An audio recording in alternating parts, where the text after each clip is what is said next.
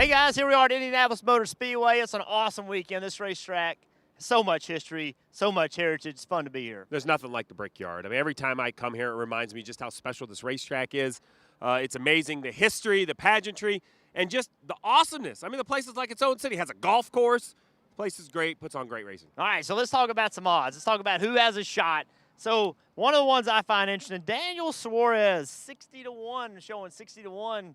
That's a long shot. Well, the reason I like 60-1 for Daniel Suarez, although I don't think he was great in practice, he's one of those bubble drivers. So, if he doesn't have a good first stage, a good second stage, Jimmy Johnson does, he can find himself on the outside looking in points, throw the Hail Mary.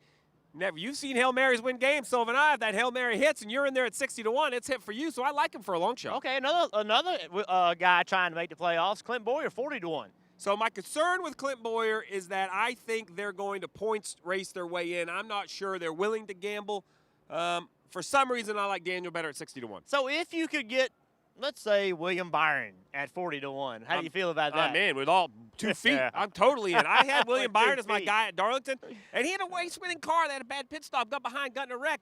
That 24 looked good in practice. Chad Knaus, I think, is bound and determined. I've talked to him. He said, you know what? The playoffs are great. The next step for this race team is winning races. They can gamble. They're in the playoffs. I love that bet. I like William Byron a lot as well. This is going to be an extremely interesting race. Remember, this is the first time the Cup guys have had this rule package. So to me, this race is a bit of a wild card. It's not a normal race. Of course, we've had a lot of that this year. So, but, the cream seems to rise to the top. But based on practice, if you can get William Byron 40-1, I feel pretty good about that. I would be on it for sure.